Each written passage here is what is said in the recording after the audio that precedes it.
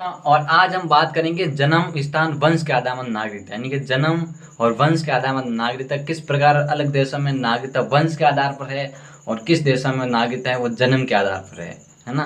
ये विरक्त के आधार पर है। इस प्रकार किस प्रकार नागरिकता है उसके बारे में हम बात करेंगे। जन्म व वंश के आधार पर नागरिकता।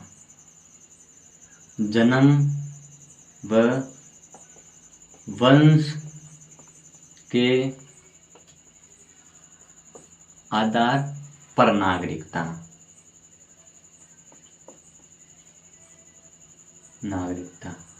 अब एक बात सोचिए, जो चीज़ें हम इस क्लास के अंदर पढ़ा रहे हैं, कोई भी क्लास हमारी जितनी भी क्लासेस चलती हैं उसके अंदर में जो पढ़ाते हैं उसको विशेष रूप से आपको पढ़ना और याद रखना एक मतलब कि अनिवार्य है, ज़रूरी है। क्योंकि यदि ज़िंदगी के अंदर सक्सेस तो होना है तब तो ये चीज़ें आपको पढ़नी पड़ेगी। अन्यथा आप मूवी भी देखते हैं, नाटक भी देखते हैं, सॉन्ग भी देखते हैं, एपिसोड भी देखते हैं, हर कुछ देखते हैं ना, लेकिन उतना टाइम तो उसमें लगता है। लेकिन थोड़ा बहुत दिमाग लगाए, इतना टाइम अभी उम्र बच्चे भी है ना, बट टाइम रहते हैं इसको पढ़ लेंगे, याद कर लेंगे तो आप भविष्य का निर्माण कर सकते हैं। जरूरी नहीं आप सरकारी नौकरी लगे, प्राइवेट सेक्टर के अंदर भी काम कर सकते हैं और भी बिजनेस कर सकते हैं। इन चीज़ों को कम से कम अपन जिस देश में रह रहे हैं, जिस मिट्टी का खेल रहे हैं है ना, जिसका हम अनाज खा रहे हैं, कम से कम उसके बारे में पता तो होना चाहिए कि नागरिकता होती क्या है। कम से कम हमारे अधिकारों के बारे में पता होना चाहिए। भाई सरकारी नौकरी वगैरह जॉब जॉब वगैरह वो बाद की बात है, लेकिन जिस स्थान पर रह रहे हैं उसके बारे में जानकारी होनी आवश्यक है। क्योंकि संविधान बनाने वाला आपने इतनी भूमिका निभाई थी है ना, किस प्रकार वो इस देश के अंदर शामिल हुए थे, कितना टाइम लगा था, और जब उन्होंने इतनी मेहनत करके बनाई थी, इस तरह कानून व्यवस्था लागू की थी, कम से कम उसके बारे में हमको पता तो होना चाहिए। उस बारे में हमको पता भी नहीं है, फिर भी हम कहते हैं हम रीट को हमको निकालनी है, रीट पास करनी है, third grade second grade M A, जो पॉलिटिकल में एमए करते हैं उसके अंदर जो फर्स्ट निकालना, मतलब कि फर्स्ट ग्रेड निकालना है, कैसे निकालेंगे सोचिए। नहीं निकाल पाएंगे कम से कम। अब कैसे नहीं, क्योंकि आप क्लास से इतनी ज्वाइन करते हैं, 5 मिनट 10 मिनट 4 मिनट 5 मिनट इतनी ज्वाइन करते हैं, क्योंकि बीच में हट जाते हैं तो मतलब कि नहीं था पूरी, फिर आप कमेंट करता है कि सर मतलब समझ नहीं आते, आप बोलते हो मतलब कि लैंग्वेज नहीं समझ में आती है। और भाई कंटिन्यू क्लास चलेगी तो लैंग्वेज तब समझ में आएगी ना।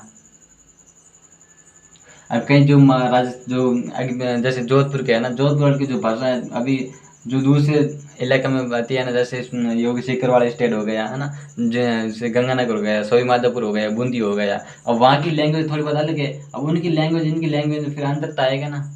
आप जब लगातार उनके साथ घुल मिल कर आएंगे तब उनकी जो हर लैंग्वेज आपको समझ पाएगा ना। इस प्रकार हर तरीके से लगातार क्लास अटेंड करनी चाहिए। अगर ज़िंदगी में कुछ बन के दिखाना है तो कुछ टाइम निकाल के ये भी जानना होगा। अब मैं यदि झूठ बोलता हूँ कि भाई मैं बता रहा हूँ वो सारे के सारे पेपर में आ रहे हैं, लेकिन पेपर उठा कर देख लेना क्या आ रहा है या फिर क्या नहीं आ रहा है, फिर तो विश्वास करेंगे हाँ जो बता रहे हैं गलत बता रहे हैं, ऐसे ही बता रहे हैं। पेपर देखना फिर आपको पता चलेंगे।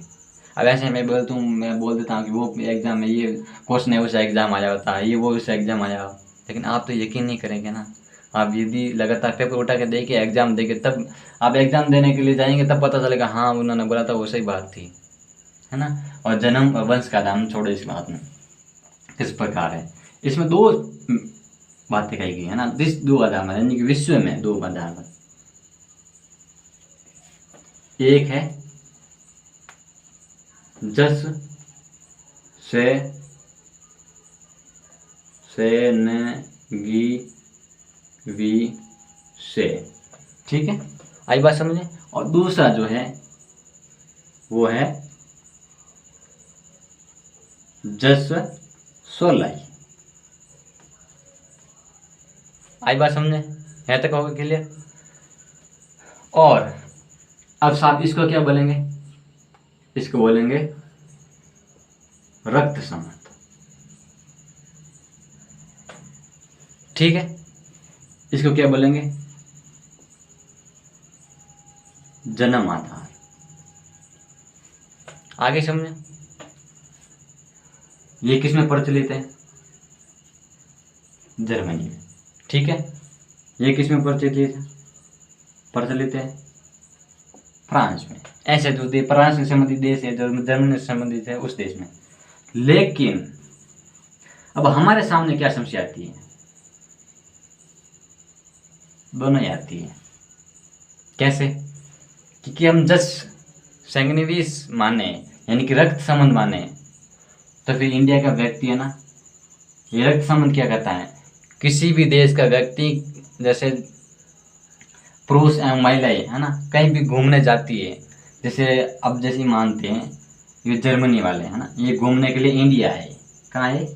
इंडिया आए। अब इंडिया आई थी, उस टाइम में वो क्या थी? प्रेग्नेंट थी। कौन थी? अब जैसे अब स्त्री और पुरुष दोनों ही आए थे, और जिस समय इंडिया के अंदर आई थी, जिस समय वो क्या थी? प्रेग्नेंट थी। और उसके मान लीजिए किसी हॉस्पिटल के अंदर, राजस्थान हॉस्पिटल के अंदर उसकी डिलीवरी हो गई, होगी ना। अब जर्मनी वाले जो संविधान क्या बोलता है? जर्मनी वाला संविधान यह बोलता है कि जन्म के आधार पर कहीं पर भी बच्चा होता है, डिलीवरी होती है, वो बच्चा है वो कहाँ का नागरिक होगा? जर्मनी का नागरिक होगा। यानी कि जर्मनी का व्यक्ति है ना, जर्मनी की महिला है ना, उसके कहीं पर भी डिलीवरी होती है, किसी देश में डिलीवरी होती है, तो उसका जो बच्चा होगा वो जर्मनी की नागरिकता कहलाएगी। अब इसमें हमारे सामने क्या प्रॉब्लम आती है? हमारे सामने सबसे बड़ी प्रॉब्लम ये आती है कि इंडिया के जो कोई भी बच्चा होगा ना, इंडिया का कोई भी महिला हो, वो थाईलैंड जाती है, अमेरिका में जाती है ना, घूमने के लिए जाती हैं, वो इस तरह रूप से वहाँ पर बसती है, और उनका जो बच्चा होता है ना बच्चा, उनको हम भारत की नागरिकता दे जाए, उनका जन्म के आधार पर, कि हमारा जन्म का आधार कहीं पर भी जन्मे वो भारत का नागरिक होगा।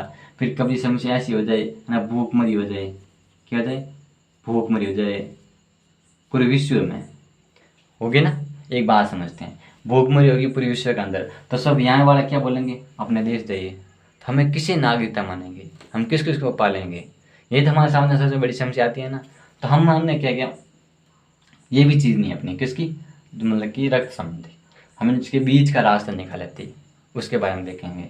इस प्रकार हमने वो भी नहीं अपनी थी, ये भी। और आगे देखते हैं जन्म स्थान पर। अब जन्म स्थान क्या कहता है? कहीं का भी देश का जो नागरिक हो और जिस देश में जन्मा हो, जिस देश में जन्मा हो, वह उस देश का नागरिक होगा। ये बात करता है जस सोलई। कौन कहता है? जस सोलई। अब हमारे सामने क्या समस्या आती है? अब भारत ये चीज़ अपना ले, कौन सी? जस सोलई अपना लेना, तो विश्व के कहीं भी टूरिस्ट यहाँ पर आते हैं ना, घूमने के लिए आते हैं, मेले आती है, उनकी डिलीवरी होती है, तो जब उनकी डिलीवरी होगी तो हॉस्पिटल में जाएंगी। ऐसा तो है नहीं, उनके लिए कानून ये नहीं है कि वहाँ पर डिलीवरी नहीं करा सकते, हॉस्पिटल में ये सुविधा नहीं है। जिस प्रकार महिला और जिस इंडिया की जो महिला होती हैं, भारत की महिला होती है, उतनी जितनी सुविधा उनको मिलती है ना, उतनी सुविधा है इनको, जो कई अन्य देश के जो होती है महिलाएं वहाँ पर डिलीवरी होती है ना, उनको उतनी सुविधाएं दी जाती हैं। और जब वही महिलाएं यहाँ पर इनकी डिलीवरी होगी, मान लीजिए थाईलैंड की महिलाएं हैं, फिर पाकिस्तान की महिलाएं हैं, चाहे रूस की महिलाएं हैं, चाहे जर्मनी की महिलाएं हैं, चाहे अमेरिका की महिलाएं हैं, कोई भी महिला हो, और वहाँ उनकी जो डिलीवरी है यहाँ पर डिलीवरी होगी, तो हम जन्म के आधार पर क्या भारत की नागरिकता मानेंगे उस बच्चे को? क्या भारतीय का मानेंगे? ऐसा तो खूब सारे आते रहते हैं कि सबको भारत की नागरिकता दी जानी चाहिए। इस बारे में डिटेल से बातचीत हुई थी, लेकिन इसके जो अंत में जाके बीच का रास्ता निकला था, कैसे निकला था उस बारे में देखते हैं।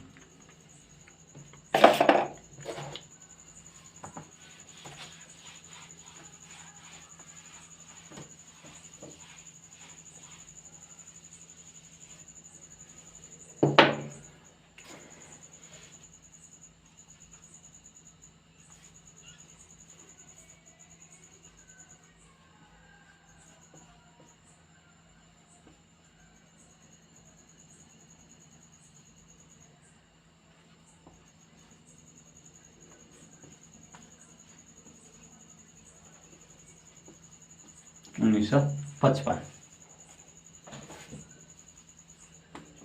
धारा 3 से 5 तक। एक बात ध्यान रखना, धारा और अनुच्छेद में अंतर है, वह अनुच्छेद में अंतर है। धारा व अनुच्छेद में अंतर है। कोई कहता है धारा अनुच्छेद सेम होती है, बिल्कुल नहीं होती है। आ रही बात समझ में? कैसे? अनुच्छेद क्या है, संविधान के अंदर डिफेक्ट एकदम लिखे गए हैं। और वो क्या कहते हैं, वो नियम बताते हैं कि अब मान लीजिए एक गाड़ी चलती है ना, गाड़ी इस पटरी पर चलती है, और गाड़ी का नियम क्या है, इधर वाला गेट होगा, है ना, वो जो दायां हाथ होगा, दायां हाथ वाला गेट होगा, वहाँ से ड्राइवर उतरेगा, और इसे जो वो मतलब कि जो कंडक्टर होता है, मतलब कि कंडक्टर होता है, वो वहाँ से उतरेगा, है ना, और जो सवारी वगैरह वहाँ से जो इस चढ़ेगी उतरेगी, ये सिस्टम है ना, ये नियम वगैरह है, चलते हैं ना। अब इसके बाद में यदि किसी को चोट वगैरह लगती है ना, किसी को चोट वगैरह लग जाती है, या कुछ प्रॉब्लम हो जाती है, कुछ दिक्कत हो जाती है ना, किसी को उल्टी वगैरह हो जाती हैं, और उसके जो वापस उनकी जो सुविधाएं मिलेगी, है ना, जो सुविधाएं मिलेगी, किसी को एक्सीडेंट वगैरह हो जाते हैं तो उनको जो सुविधाएं मिलेगी वो जिस आधार पर मिलेगी ना, उसे कहेंगे हम धारा। क्या कहेंगे, धारा। इसे क्या कहेंगे, अनुच्छेद कहेंगे। भाई साहब ये बहुत बड़ा important, very very most important question है, धारा व अनुच्छेद। वाकई में दोनों एक ही है, धारा अनुच्छेद एक ही है ना। अनुच्छेद इसके जो इन्हें पॉइंट बनाया और धारा इसको जो व्याख्या करती है आगे, जो इसका बताती है कि हाँ इसके अंदर जो सुविधा ये मिलेगी, और यदि गलत परिणाम, किसने जबरदस्ती कुछ ने ऐसे कुछ कराया, उनको जो सजा मिलेगी वो धारा के अंदर मिलती है ना। आप जानते हैं ना, ज़्यादातर केस होते हैं, मान लीजिए किसी ने यहाँ पर लड़ी झगड़ा किया है, किसी ने इसकी लड़की का रेप किया होता है ना, और इसकी जो सजा मिलती है उस व्यक्ति को, मतलब बोलते हैं ना धारा 140, मतलब कि धारा के इस माध्यम से उनको सजा मिली है, धारा इतनी धारा से उसको सजा मिली है, ऐसे थोड़ा ना बोला, अनुच्छेद उसके माध्यम से उनको सजा मिली है ना। अनुच्छेद व्याख्या करता है, अनुच्छेद कहता है इस माध्यम से यदि इस लड़की के साथ ये बात की गई तो उसके साथ इस प्रकार सजा मिलेगी, और सजा किस प्रकार मिलेगी वो धारा डिटेल तय करेगी। क्या करेगी, धारा डिफेंड करेगी। और हाल ही में वर्तमान में धारा 514 के आसपास होनी चाहिए ना, 500 के आसपास धाराएं हैं लगभग, मेरे को लगता है जितना हो सके 514 होनी चाहिए धारा। ये बात है धारा व अनुच्छेद में अंतर। आगे नहीं समझ में। अब इसमें हम क्या बात कर रहे थे, हम धारा बात कर रहे 305 तक। अब नागरिकता अधिनियम, अब ये क्या कहता है, इसमें बात ये है कि हमने 4-5 चीजें अपनाई थी। क्या, 5 अपनाई थी।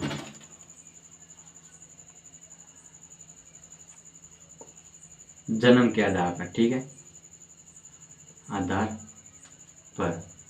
2 नंबर, वंश के आधार पर,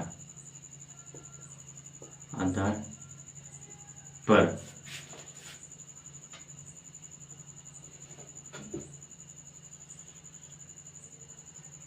3, 4, 5, 6, 7 है ना, जन्म के आधार पर, वंश के आधार पर,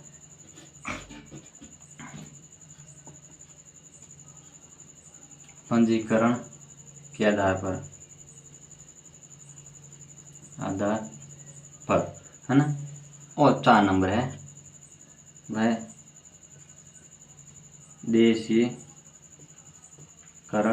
के आधार पर, आधार पर। और जो 5 नंबर है ना, 5 नंबर, ये क्या है, ये कहता है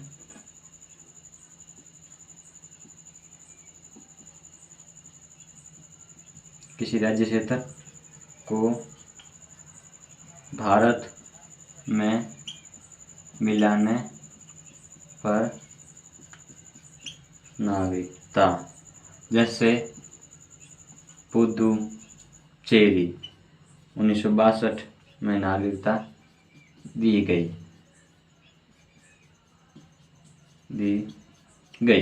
ये बात है आपके सामने है। धारा 3, धारा 4, धारा 5, ठीक है, धारा 6, धारा 7।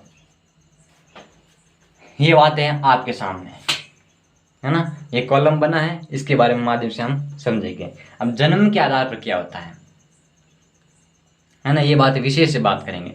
जन्म के आधार पर बात है जो हमारा संविधान सभा ने तय किया कि 1 जनवरी 1950 जब हमारा संविधान लागू हुआ था, उस दिन से, है ना, ये उस दिन से पहले या उस दिन के बाद, है ना। एक बात समझिए, 26 जनवरी 1950 से या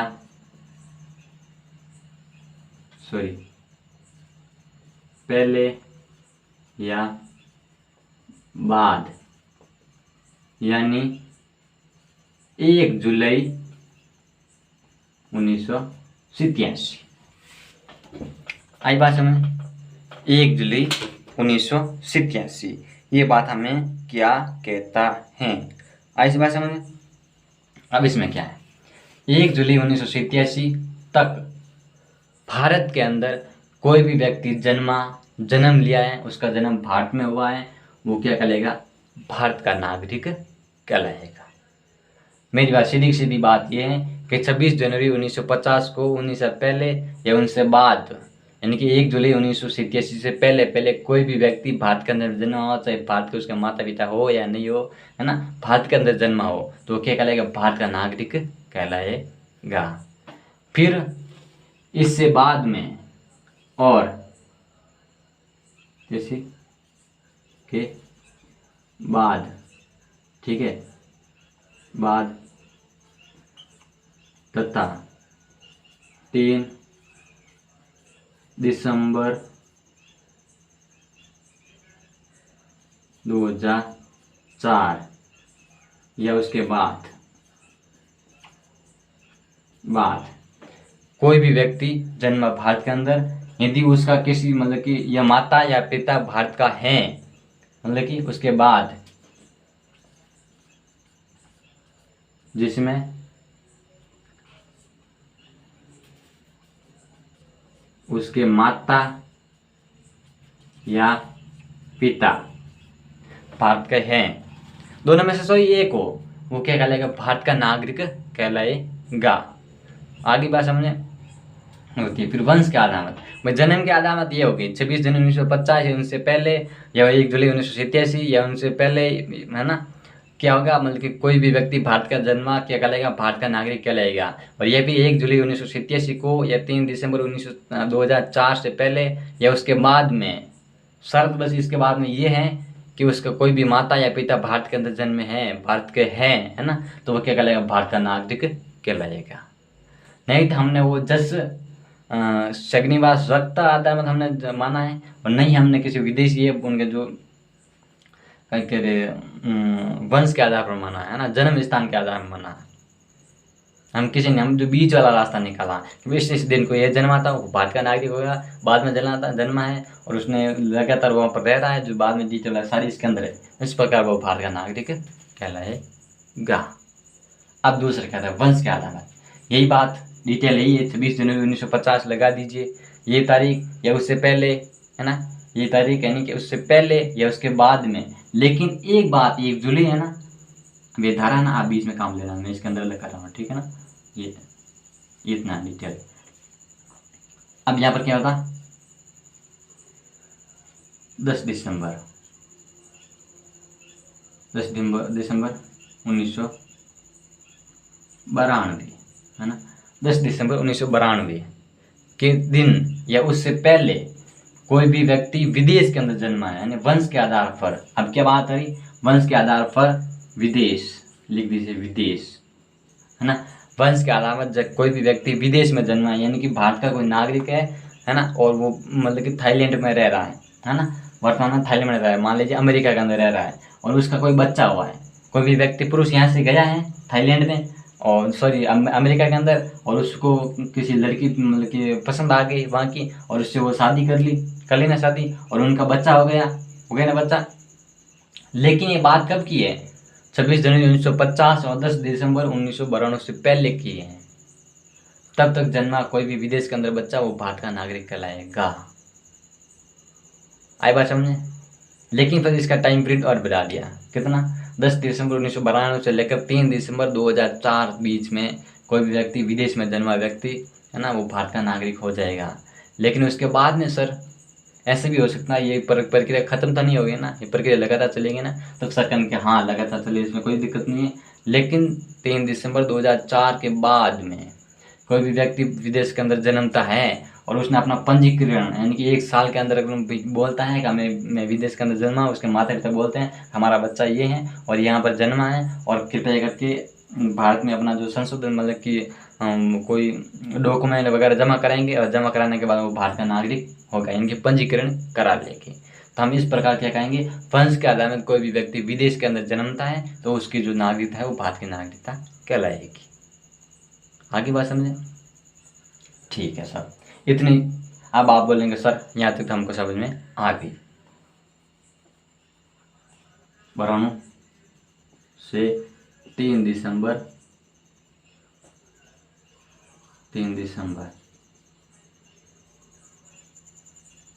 2004 या उसके बाद, ये भी समझ में आ गई। अब पंजीकरण के आधार पर क्या होता है? पंजीकरण के आधार पर यह बात है कि कोई भी व्यक्ति विदेश के अंदर रहता है, धारा 5 ये कहती है ना, कोई भी व्यक्ति विदेश के अंदर रहता है चाहे भी कहीं भी रहता है, हमें उससे कोई मतलब नहीं है, वो लगातार भारत के अंदर रह रहा है लगभग 7 साल से, कितना 7 साल से वो भारत के अंदर लगातार रह रहा है और वो अपना पंजीकरण कराता है, डॉक्यूमेंट वगैरह जमा कराता है कि साहब यहाँ पर मैं रहता हूँ, इतनी साल से मैं खेती कर रहा हूँ, है ना। तो पंजीकरण के आधार पर वो भारत का नागरिकताकरण कर सकता है। उनके पिता वगैरह, है ना, कोई माता वगैरह कोई भारत की है या उनके पिताजी भारत के है या उसके नाना दादी, नाना या नानी दादी दादी कोई भी मतलब भारत की है, मतलब कि नॉर्मल डिटेल ये ध्यान रखनी है, माता या पिता कोई दोनों में से एक भारत का है तो वो क्या करेगा, पंजीकरण कराएगा। भाई अपना बोलेगा मेरी इतनी उम्र हो गई है और मेरे पंजीकरण कीजिए और मेरे को भारत की नागरिकता ग्रहण करनी है, तो वो पंजीकरण करा सकता है। बस शर्त ये है उनकी जो माता या पिता एक भारत के अंदर होना चाहिए, तब वो पंजीकरण करा सकता है, कभी भी करा सकता है, कोई दिक्कत नहीं है। और साहब इससे भी बड़ी बात ये है क्या कि कोई भी व्यक्ति, उनके माता भारत के है नहीं, पिता भारत के है नहीं और सब विदेश के अंदर है और वो भारत के अंदर जन्मा है ना। अब मान लीजिए अब कोई व्यक्ति था, है ना, लड़की या लड़का दोनों क्या थे, अमेरिका के थे, है ना, अमेरिका के, वो आगे भारत के अंदर आ गए, कहाँ आगे, भारत के अंदर आगे ना भारत के अंदर, और उनका बच्चा हो गया ना बच्चा, और लगभग वो हो गया 18 साल का, है ना। भाई 18 साल का हो तब से समझने लगे ना, 18 साल का हुआ तब उनकी जो सारी की सारी जो प्रक्रिया है, जो संस्कृति है, वो भारत की अच्छी लगने लगी, क्योंकि माता पिता का प्रेम वगैरह प्यार वगैरह जो भी समझा उनको ठीक नहीं लगा, नहीं यार ये अच्छे नहीं है। क्यों? क्योंकि जो इनकी जो लैंग्वेज है अच्छी नहीं है, बोलने की जो प्रक्रिया अलग नहीं है, और जो हमारे जो अमेरिका के अंदर जो है ना किसी प्रकार के संबंध नहीं होता है, शादी की जो ये इतनी रस्में वगैरह नहीं होती हैं। अब यहाँ पर शादी के अंदर वो जिमने के लिए जाता है ना, खाने के लिए, तब इसको यार इतना खूबसूरत, यार क्या खाना शानदार है, लगता है ना, ऐसी सारी बातें याद होती है ना, हाँ यार कितना अच्छा है। और फिर यहाँ पर शादी होती है, वहाँ गीत वगैरह भी गाते हैं, रीति रस्में करते हैं, और ब्राह्मण वगैरह आते हैं, है ना, डांस वगैरह होते हैं, और जैसे मैं शादी से पहले वो कितना नाच वगैरह करते हैं, ऐसा हमारे वहाँ पर होता ही नहीं है। और इसकी जो सारी की सारी प्रक्रिया वो यहाँ पर पसंद आ गई कि नहीं मैं तो रहूँगा भारत के अंदर ही रहूँगा। तब वो क्या करें, ना तो उसका पिता भारत का है, ना उसकी माता भारत की है ना तो इतने साल से लगातार मतलब कि काफ़ी टाइम से नहीं रह रहा है, नहीं तो वो 26 जनवरी से पहले का आया था, नहीं बाद का है, नहीं 2003 का था, नहीं 2000 अब जैसे 2000 बात 2023 के चले, है ना, नहीं 2004 का है। अब करिए कोई भी प्रक्रिया यहाँ पर नहीं होती है। अब वहाँ पर तो इतना नियम दे दिया दोनों में से एक भारत का होना चाहिए, तीनों में से, अब वो तो है ही नहीं कुछ। तब क्या करेंगे? तब सरकार ने कहा चिंता मत कीजिए, क्या आपको चिंता करने की आवश्यकता नहीं है। तब सर क्यों नहीं आवश्यकता है? बात ये है कि आपकी आप जो भारत के ना हर प्रकार की जो व्यवस्था है उनको आप समझते हैं, है ना, भारत के जो भी नियम कानून वगैरह आप समझते हैं, तब आपको भारत की नागरिकता दी जा सकती है। मतलब सर पहली शर्त तो ये है कि आपको जो मतलब कि सरकार कहेगी हम आपको नागरिकता दे रही है ना, तो इसके संबंध में बात सबसे बड़ी ये है कि आप जिस देश से आए हो, अमेरिका का आए हो, तो अमेरिका ये दावा ना करता हो कि हमारा ये नागरिकता है, इसको आप नागरिक किस प्रकार दे रही है, यानी कि वो ऐसा नहीं बोले कि हम वंश के आधार पर, यानी कि हम रक्त के आधार पर तो वो अमेरिका का नागरिक होगा। वो ऐसा करता था हम आपको नागरिकता नहीं देंगे, वो ऐसा बोलता है। फिर दूसरी बात, आप जो दुश्मन देश से हैं, है ना, आप दुश्मन से देश से हैं, फिर थोड़ा बहुत प्रभाव तो पड़ेगा ना अपने देश का, जिस आधार पर हम नागरिकता नहीं देंगे। और फिर बात ये है कि ये भी बात हो जाए, लेकिन फिर भी वो लगता है कि हाँ सारा सब कुछ है, तो फिर वो लगातार भारत के अंदर लगभग एक मतलब कि इतने सालों से रह रहा है, 12 13 14 सालों से रह रहे हैं यहाँ, इतने लगा सा, और या फिर वो सरकारी किसी भी कारखाने के अंदर है ना डिपार्टमेंट में काम करता हो, और जब भी देश के जो विभिन्न प्रकार की संस्थाएं चलती है ना, उसके अंदर अपनी ईमानदारी से काम करता हो, और यहाँ पे जो महिलाएं वगैरह होती हैं ना, जिनकी जो गरीब स्थिति है उनकी जो सपोर्ट करता हो, उनकी भलाई के लिए काम करता हो, है ना, सरकार को हर प्रकार से सूचित करता हो। और कहीं पर कांड हुआ है, कहीं पर महिलाओं के रेप के संबंधित हुआ है, महिला के साथ अन्याय हुआ, तो वो हर बात की सूचना वो सरकार को सूचित करे, है ना, सरकार को सूचित करता हो। इस प्रकार वो उनको लगाव है ना, अपने देश की इंडिया के प्रति लगाव बढ़ता रहे, है ना, उसका जो लगाव है वो भारत के प्रति बढ़ता रहे, तब उनको नागरिकता हम हमारी सरकार उनकी नागरिकता दे सकती है। इस आधार पर हम जो हमारी सरकार है उनको नागरिकता दे सकती है। फिर क्या है, फिर ऐसा मतलब कि राज्य क्षेत्र के आधार पर, यानी कि कोई भी राज्य क्षेत्र है उनको भारत के अंदर शामिल कर सकते हैं, है ना। जैसे पुदुचेरी को हम भारत के अंदर शामिल किया ना, तो उनकी जो वो सारे के सारे नागरिक थे वो तो पुदुचेरी के थे, यानी कि जो पुर्तगाल के अंदर थे, है ना, उसके अंदर उसके अधीन थे ना। अब जब वो उसके अधीन थे पुर्तगाल के अंदर, तो वो नागरिक पुर्तगाली के कहलाते थे, वहाँ पुर्तगाली नागरिक है। और जब वो भारत के अंदर शामिल हुए थे तो भारतीय संविधान में संशोधन करेगा, और संशोधन करके उनके माध्यम से जो जितने भी नागरिक थे पुदुचेरी के, उनको भारत की नागरिकता ग्रहण कराएगा। तो ये काम तो करेगा ना, तो इस आधार में वो भारत के नागरिक कहला सकते हैं। कोई भी नागरिक तो किसी भी प्रकार का व्यक्ति वो इस माध्यम से वो भारत का नागरिक कहलाएगा, ये बात है। अब थोड़ी इतनी बात कर ली वो भारत का नागरिक हो सकता है, अब ये भी बात करेंगे किस किस प्रकार भारत की नागरिकता खत्म हो सकती है ना, वो देखेंगे। धारा 8, 9, 10। धारा 8 क्या कहती है, धारा 9 क्या कहती है, धारा 10 क्या कहती है। धारा 8 बात ये कहती है कि नागरिकता का परित्याग, क्या, नागरिकता का परित्याग। यदि कि धारा 8 ये कहती है यदि कोई भी व्यक्ति, है ना, ऐसा बोल दे कि मेरे को भारत की नागरिकता नहीं चाहिए, मैं तो भारतीय की नागरिकता ग्रहण भी नहीं करना चाहता, मेरे को तो इससे कोई मतलब ही नहीं है, मैं तो अमेरिका जाऊँगा, वहाँ पर मेरा काम करूँगा, मैं तो वहाँ पर उद्योग धंधा खोलूँगा, मेरे को भारत में रहना ही नहीं है, तब वो भारत की नागरिकता उसे त्याग देंगे, सरकार उसको त्याग देंगे, भारत की नागरिकता उसके ख़त्म कर सकती हैं। लेकिन उसका बच्चा होगा ना, उनको भी साथ में भारत की नागरिकता ख़त्म कर सकती है सरकार, क्योंकि वो नागरिकता खत्म करा ना, वो नागरिकता चाहता नहीं है, वो अमेरिका में जाएगा, फिर उनका बच्चा उनको भी नागरिकता खत्म करेंगे, क्योंकि वंश था इसका ना। लेकिन क्वेश्चन ऐसे यहाँ पर फंसता है ना, 18 साल का होने के बाद में उनका बच्चा 18 साल के होने के बाद में वो चाहता है कि मैं भारत की नागरिकता होनी चाहिए मेरी, मैं भारत का हूँ और मेरी भारत की नागरिकता होनी चाहिए, तो वो भारत की नागरिकता वापस ग्रहण कर सकता है, वो भारत की नागरिकता त्याग नहीं कर सकता। ये इस प्रकार नियम है, यानी कि धारा 8 के माध्यम से वो भारत की नागरिकता इस प्रकार त्याग सकता है और इस प्रकार ग्रहण कर सकता है वापस, है ना, उसकी इस प्रकार दे सकती है परित्याग के आधार पर। किसके आधार पर, भारत नागरिकता का परित्याग के आधार पर। ये बात समझ में आ गई। और धारा 9 क्या कहती है उसके बारे में थोड़ा बहुत देखते हैं। धारा 9 ये कहती है ना, धारा 9 क्या कहती है, धारा 9 ये कहती है पर्यावसान, क्या कहती है, पर्यावसान। कहाँ है, पोस्टर नहीं मिल रहा है, यहाँ एक बात बीच में से हटाते हैं।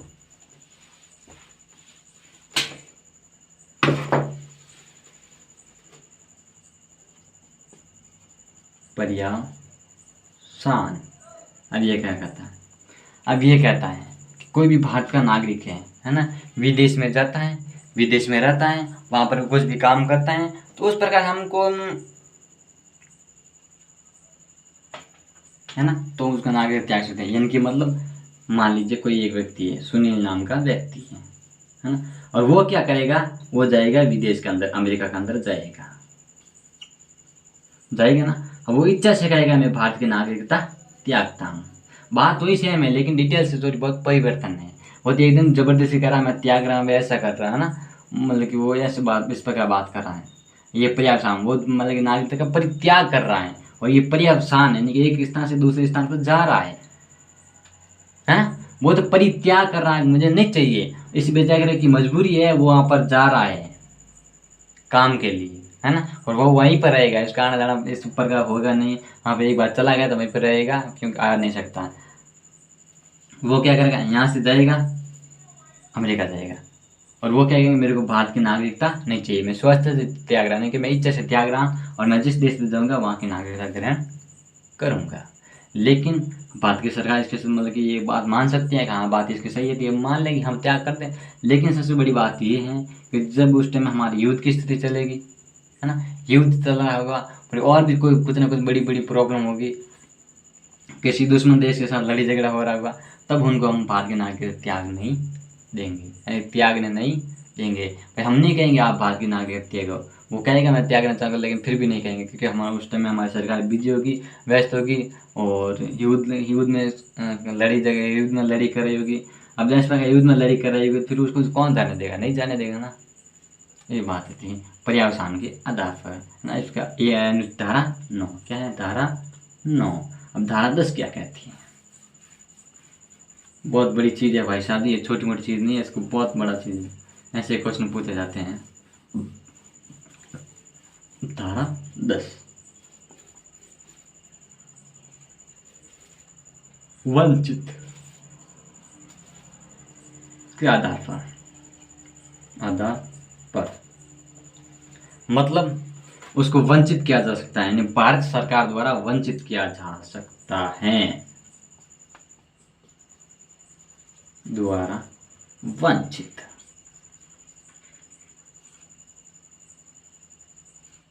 वंचित किया जा सकता है मतलब क्या, मतलब भाई ये है कि कोई भी व्यक्ति कुछ गलत काम करता है, यानी कि यहाँ पर चोरी डकैती करता है, मतलब इनके देश के साथ गद्दारी करता है, क्या करता है, देश के साथ गद्दारी करता है, तो उसको भारत की नागरिकता का परिचय, यानी कि भारत की नागरिकता से वंचित कर देगा कि तुम भारत का नागरिक के लायक नहीं है। और फिर खुफिया एजेंसी के अंदर पकड़ा जाता है, और किसी जैसे भारत का नागरिक है और वो पाकिस्तान के किसी आतंकवादी के साथ मिलता है ना, और उसकी बातचीत करता है, और जाके हर प्रकार की जो सूचना है वो पाकिस्तान वाला को दे देता है, तो क्या भारत की सरकार है वहाँ पर उनको नागरिकता देगी, नहीं देगी ना, उसकी नागरिकता त्याग देगी, सॉरी उसकी नागरिकता से क्या कर देगा, वंचित कर देगी। कभी तेरे को नागरिकता से क्या करते हैं, वंचित करते हैं। और फिर हम पहले बता दी मैंने कि देश के साथ गद्दारी करता था और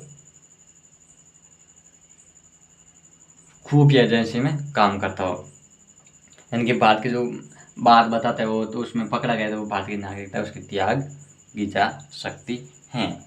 और सबसे बड़ी बात है जो हमारे सामने ये आती है कि अभी नागरिकता के रूप में पंजीकरण, है ना, तो नागरिकता के रूप में पंजीकरण या देशीकरण के बाद 5 वर्षों में व्यक्ति को अन्य देश में 2 वर्ष का कारावास, यानी 5 वर्षों के अंदर अन्य देश में 2 वर्षों का कारावास के रूप में उसको परित्याग किया जा सकता है। ये बात हमें विशेष रूप से ध्यान रखती है। इस प्रकार इनको वंचित किया जा सकता है, नागरिकता से परित्याग, यानी कि भारत की सरकार उनको नागरिकता से वंचित कर सकती हैं। इस प्रकार नियम, कोई भी नियम हो सकते हैं, आप मतलब कि किसी के साथ रेप वगैरह करते हैं, महिला के साथ अन्याय करते हैं, तो उनको वंचित ही करेगा, और क्या केस करेगा साथ में वंचित कर देगा। और यहाँ का नागरिक कहीं विदेश में जाके सारी बातें वगैरह बताता हो तो उनकी नागरिकता बनी थोड़ी रहेगा। भाई वीजा लेकर गया हो, कैसे भी गया हो वहाँ पर, तो यहाँ पर जो हर बात होती है वहाँ पर बताएगा, उसकी नागरिकता बने रहने देंगे क्या, नहीं देंगे ना। तो इस प्रकार वंचित कर देंगे। आप मतलब खुद दिमाग लगाए कि ये बातें लिख सकते हैं पॉइंट बना के। तो धारा 10 इस प्रकार काम करती है, हो गया। और फिर हम एक बात देखते हैं और हमारी जो क्या करती है ना,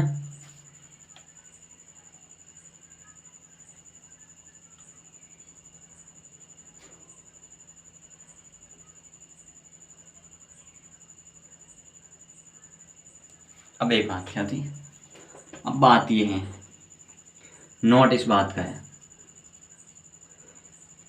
कि ये है कि भारत का नागरिक लगभग 7 वर्षों से विदेश में रह रहा है ना, विदेश में रह रहा है, नहीं तो कभी वो भारत के नागरिक के संबंध उसने कभी बात की है कि भाई नहीं तो कोई संगठन में शामिल हुआ है ना, और नहीं कभी भारत के जो किस देश के साथ, भारत जिस देश के साथ संबंध बना रहा है ना, जिसके साथ सदस्य से संबंधित रह रहा है, कई बार मीटिंग वगैरह कर रहा है, तो वो उसके अंदर मुख्य रूप से वो शामिल नहीं हुआ हो, और नहीं कभी किसी भारतीय जो स्कूल वगैरह है उसमें पढ़ा हो, नहीं कभी भारतीय कॉलेज के अंदर पढ़ा हो, नहीं किसी भारतीय के शिक्षक के संबंध उसने काम किया हो, तो इस प्रकार भारत के नागरिकता से वंचित किया जा सकता, इनकी नागरिकता नहीं दे सकते। ये बातें भी एक नोट विशेष रूप से ध्यान रखनी है। तो ये थी हमारी नागरिकता के संबंधित किस प्रकार हमें भारतीय नागरिकता मिलती है, और हम बात करेंगे अगले क्लास में और भी विशेष रूप से नागरिकता से संबंधित जो फैक्ट की जो चीज़ें है हम आपके सामने लेकर आएंगे। आप पढ़ते रहिए, मेहनत करते रहिए, क्योंकि मेहनत करने वालों की कभी हार नहीं होती है। मैं हर बार अंत के अंदर मैं यही बात करता हूँ, मेहनत करने वालों की कभी हार नहीं होती है।